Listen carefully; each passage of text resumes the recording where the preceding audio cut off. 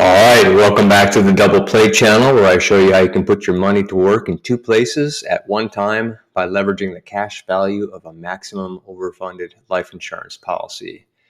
If you've been scouring the internet looking for information on investing in real estate using life insurance, you've come to the right place. So be sure to like this video and subscribe to this channel so that you can check out all of my other content on this subject.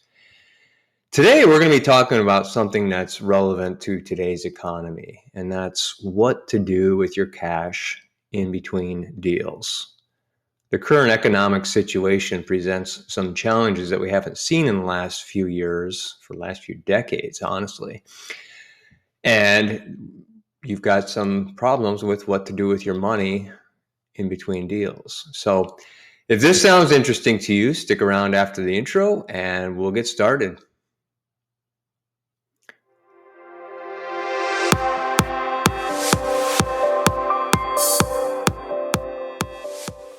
All right, thanks for sticking around. I'm Tomrutkowski with Innovative Retirement Strategies. I'm a life insurance agent and I specialize in designing life insurance policies that are optimized for tax-free retirement income and leveraging into real estate. So these are policies that are designed for maximum cash value so that you have the most bang for your buck and money to invest in real estate.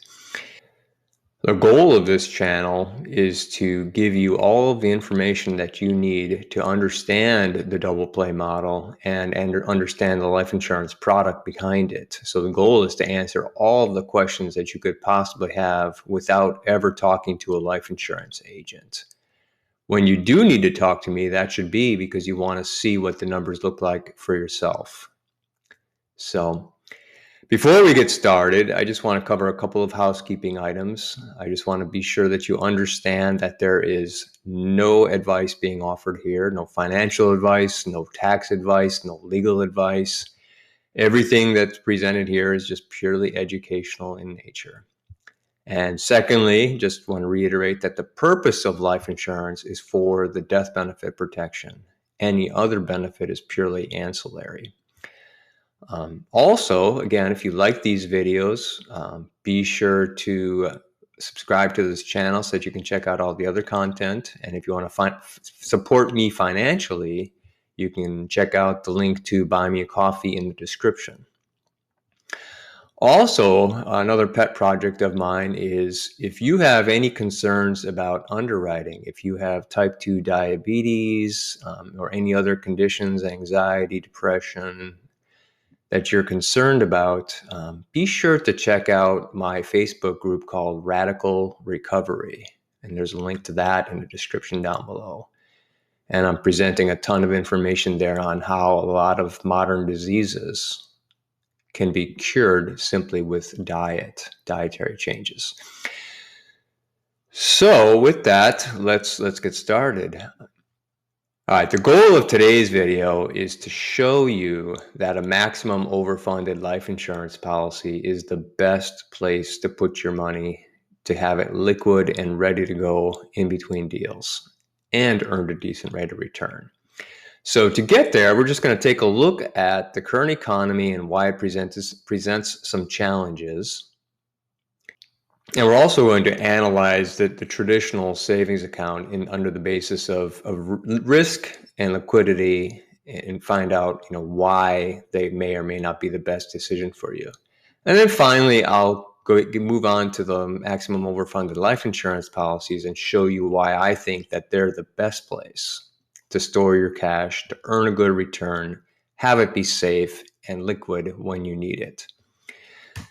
So let's get started.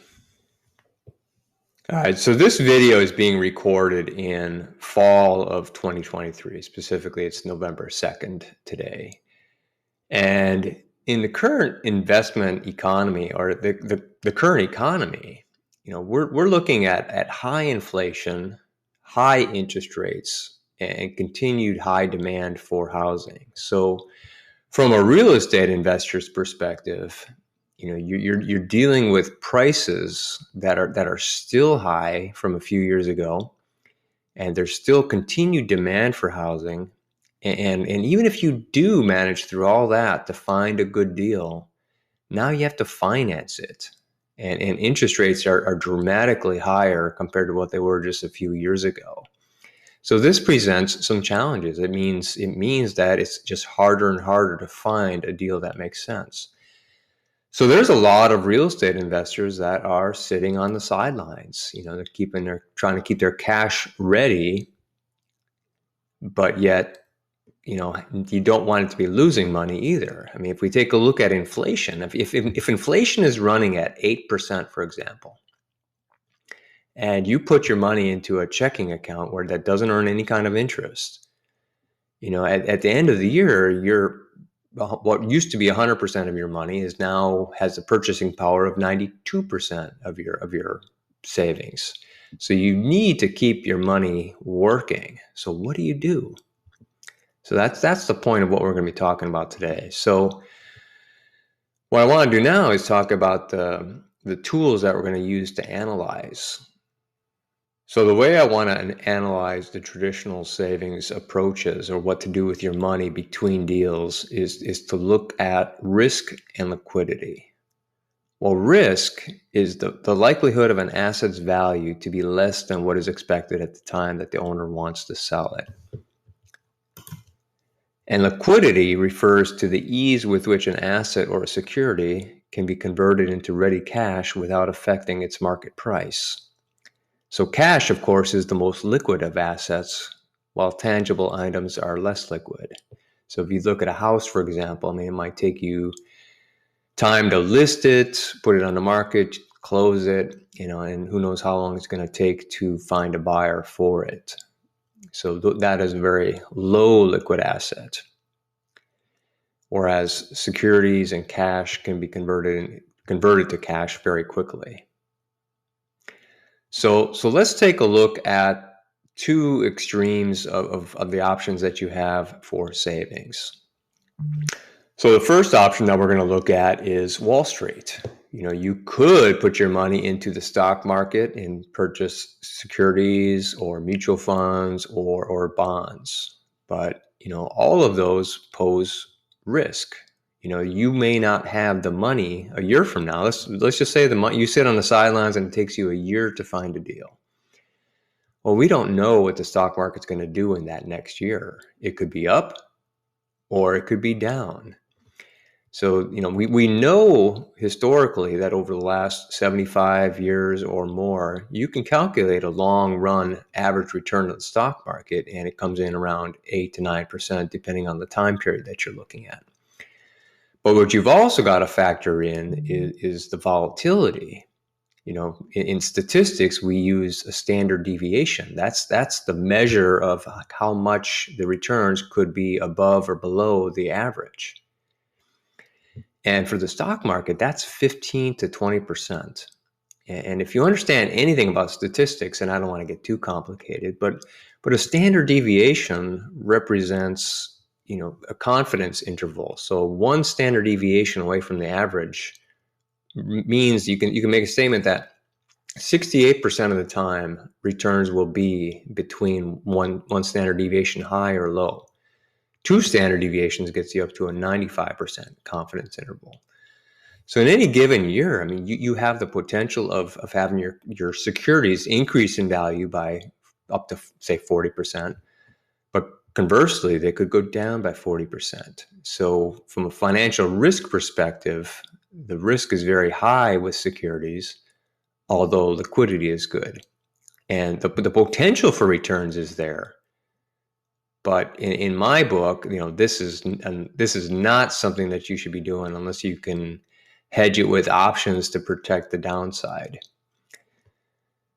The next thing that we should look at is savings accounts. So checkings, savings, CDs are some of the other options that you have for your money.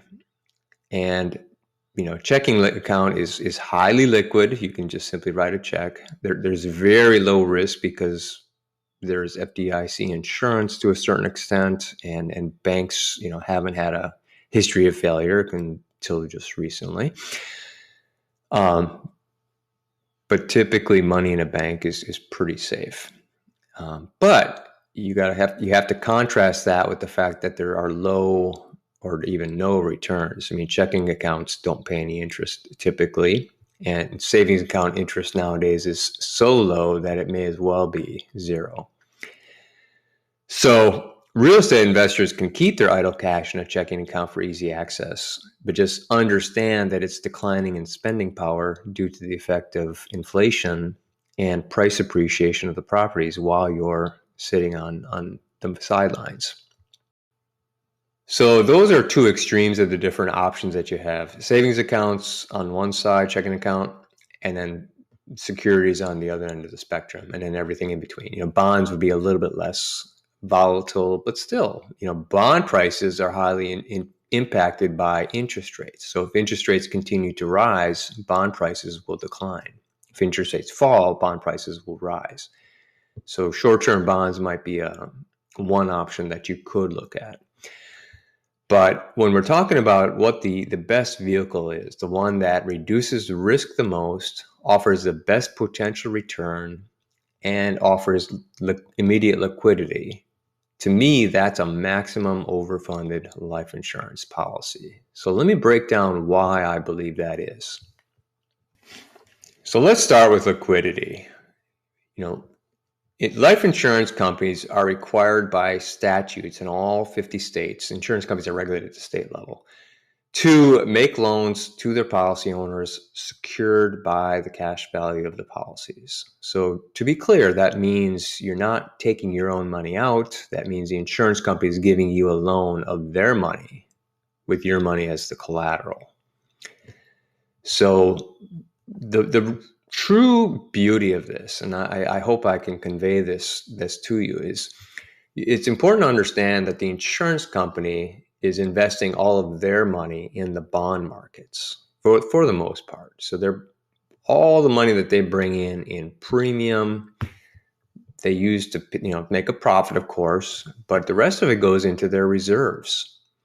And they're investing those reserves in the bond markets. They're investing them in treasuries, mortgage-backed securities, private securities. They're making some loans on commercial real estate. So at the end of the year, they make interest. And unlike a lot of investors or mutual funds who have shareholders to account for, insurance companies are investing for the long run. Their goal is to simply make sure that the money that they take in today is going to grow and be enough to pay all the death benefit claims that they know they're going to have out in the future. So they understand their clients, they understand mortality, and they're in it for the long run. So one of the beauties about being in it for the long run is that you can earn what's called a liquidity premium. And that just means if you tie up your money for a longer period of time, you can earn a higher rate of return. And we saw that a minute ago when we looked at the stock market. If you're willing to wait it out, you can earn higher returns. But if you need your money back in a short term, you run the risk of it just not being there due to market volatility. But by the same token, we could look at financial instruments like a CD, where in exchange for tying up your money for an entire year at a time, you're going to earn a little bit of a premium rate of interest because the bank doesn't need to worry about you wanting to take that money back out again. So the difference between what they're offering on, say, a 1-year CD and what they're offering on their checkbook account or their passbook savings, that's the liquidity premium that they're offering. So insurance companies, they don't really care about the volatility in the bond markets with interest rates going up and prices going up or down. When they buy a bond, they know they're going to be holding it to maturity and capturing the yield to maturity that's offered, or the coupon rate even. Or they can be opportunistic, like for the last, 30, 40 years, the interest rates have slowly but surely been declining. And there's been some opportunities. If you're in the bond market and you had investments that you made at higher rates, either those bonds are going to be called or you can sell them in the market and get a higher premium on them. So insurance companies, have had that option over the last few years as interest rates have been dropping, especially coming up until just before, say 2 years ago, before the interest rates started to rise again. So that impacts the liquidity. On the risk side, life insurance offers principal protection. So life insurance contracts, they're going to take a look at what their overall portfolio earned during a year in interest. It doesn't matter what the value is. They're looking at, what did we make on our portfolio? And net of expenses and any claims that were paid, that interest is what gets credited to each and every account as a dividend. So you can think of the dividend on a life insurance policy as your share of the company's reserve earnings. And again, in the case of an IUL, they're going out and they're hedging to capture a premium over what the debt market rate of return would have been. And I've got plenty of videos on IULs and how they work. So I'd highly recommend going out and looking at those. I'll put some links in the description down below. But just understand that life insurance cannot go down in value. They're offering a floor, and they're actually offering a guaranteed, or really, people get fixated on the guarantees in a life insurance product, but really all those are the actuarial rates at which they price out the policy. So if you have a 3% guarantee, for example, really what that's saying is 3% is the number that they need to hit in order for that policy to grow, the cash value, their reserves, to grow fast enough to keep up with all the claims that they expect to have as they occur. So it's not a guarantee so much as, the state regulators will start cracking down on them if they don't maintain at least a 3% rate of return. So that's what that number really is. And I've got videos that relate to that as well. I'll put a link in the description down below. All right. And finally, we'll have to address the returns. So because the insurance companies are in it for the long run, they're typically capturing that liquidity premium and earning a premium over what typical bond investors might face.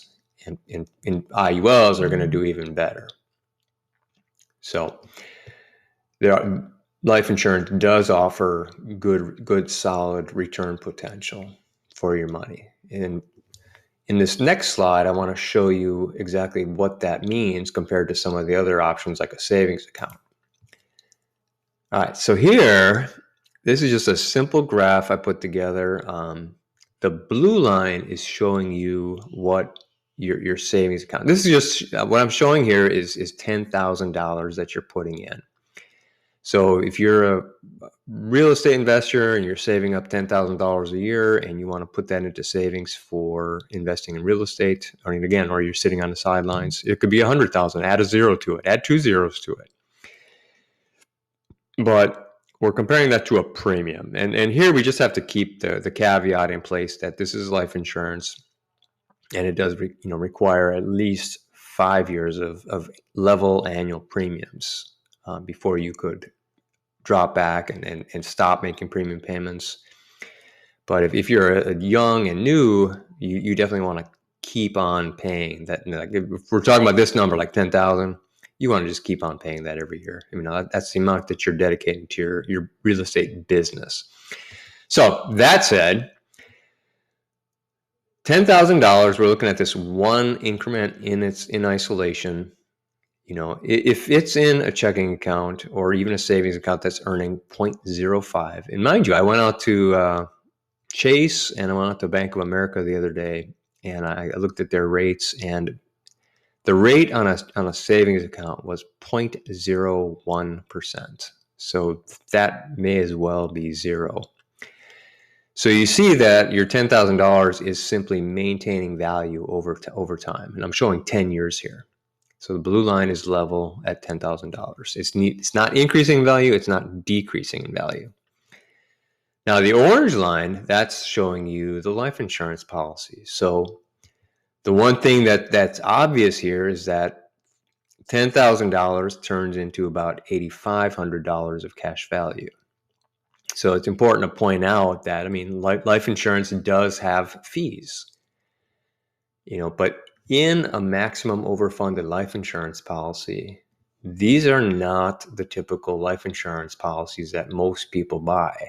Most people, if they want $1 million death benefit, they're going to call around and find a company with the best possible premium price. Well, those policies are designed to keep the premium as low as is absolutely necessary from the insurance company's perspective for that policy to perform. So again, using that actuarial growth rate of 3%, that's the amount of money that's the least amount of money they can take in and the least amount of growth that they can achieve, and that policy will still perform over the rest of your life. But what we're talking about here are maximum overfunded policies. So you're putting in the legal maximum that's allowed, and still able to legally call it a life insurance contract. So this is a completely different beast. The cost of insurance and the fee structure is very low relative to the amount of premium that you're putting in.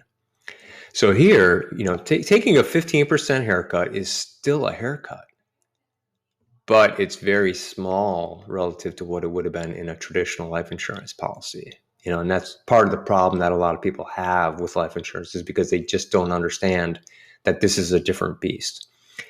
So anyway, my point here is, while you're starting off with a lower amount, 85% relative to, well, in this case here, $8,500 versus $10,000, you could see that within 3 years, because that cash is growing at 6.5% rate of return, it's going to catch up and surpass what you would have had in a bank account.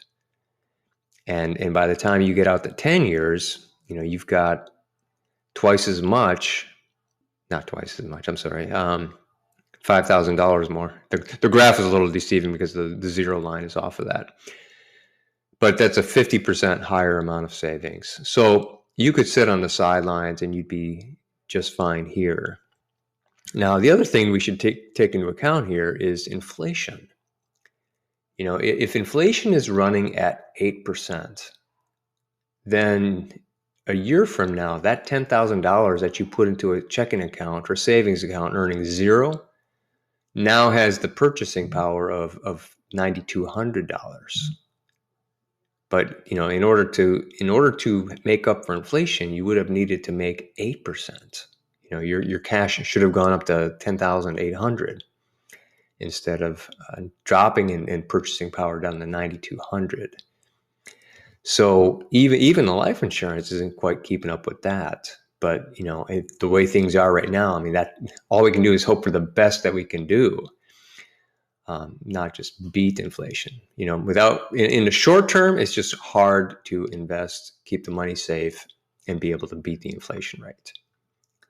Until things turn around again. All right, so hopefully you saw that it makes sense to use a maximum overfunded life insurance policy for keeping your cash idle during these tough economic times. So let's talk about some caveats. The one thing with a maximum overfunded life insurance policy is it is a life insurance policy. So it's much more of a commitment than simply putting money into a bank or even opening up a brokerage account and funding that. This is something that you're signing up for the rest of your life, and needs to be funded for at least a minimum of 5 years before you can kind of cap it and let it run for the rest of your life, without any additional premium.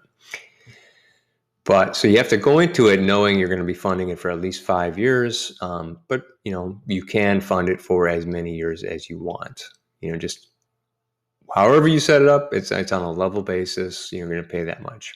If you want to change it or increase the premium, you've got to either change the policy, which you can do in the case of a universal life, or just simply open up a new policy, and you can do that on your wife, your kids, and others. But the other thing is just realizing that you have to set this up in advance. That 85% percent that you're going to get out of every premium dollar that you put in, that's a haircut that you're going to take, and you have to be willing to accept that. But the sooner you get started and the sooner that you understand that you might need that reserve at some time in the future, you can put that cash in, utilize it, utilize the double play. I mean, that's what this channel is all about. Just simply utilizing the life insurance is a way to put your money to work in two places at one time by borrowing against your policy to do your real estate deals. So the sooner you start doing that, the sooner you're situated for these economic hard times where you need to sit on the sidelines. So, right now, I don't really care that deals are hard to come by, because I know my money's in my policy and I know it's earning a good solid rate of return, even if I'm not investing in anything. In fact, I'm utilizing my own policies, cat loans against the policy, to continue paying the premium. So I'm financing the policy with the insurance company's money. So those are some of the caveats with a life insurance policy. Go into it understanding that you should be looking at this more holistically and as a long-term approach rather than just a short-term strategy of putting money in a savings account or putting money in the stock market. It's like, what do I need to do with it right now? So, all right. So wrapping up, hopefully I showed you that a maximum overfunded policy optimizes the competing risk and liquidity concerns of real estate investors. They can earn a high rate of return on their savings with very little risk and immediate liquidity. This makes life insurance the best place to keep your cash in between deals in this tough economic environment that we find ourselves in. So with that, I'm done. If you're hungry for more information and you aren't ready to talk to a life insurance agent yet, I highly recommend going out to Facebook and join my Double Play group. That's a group of people that are utilizing policies for investing in real estate or just there to learn. So there's a lot of my clients there. There's a lot of just people that are there to learn, that are using other policies that they already have to do just this.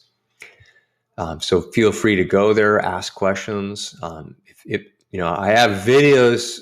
This is the 55th video in the series, and I think I've answered most of the questions that I've ever got over the last 10 years. So, but if there's something that you don't want to bother looking for, or that you think I haven't answered, just post your question in the comments down below, and I usually get notified right away when somebody comments on a video. So I'll go in there and I'll address your question. So get in there, do that. But when you're ready to see what the numbers look like for yourself, I have an appointment link in the comments, in the description box down below, and use that to set up a time with me, and you can give me your information, and I can run some illustrations, and we can see what this looks like for you. And then again, if you want to support me financially, otherwise, just go to the buymeacoff.ee link, and you can use that. Otherwise, be sure to check out my website. There's a ton of information. There's a written blog post that goes along with almost every one of the videos that I do. So if you prefer to read as opposed to watching a video, or you want to just have it for easier access after the fact, the blog post might be better for that. So with that, I will see you in the next video.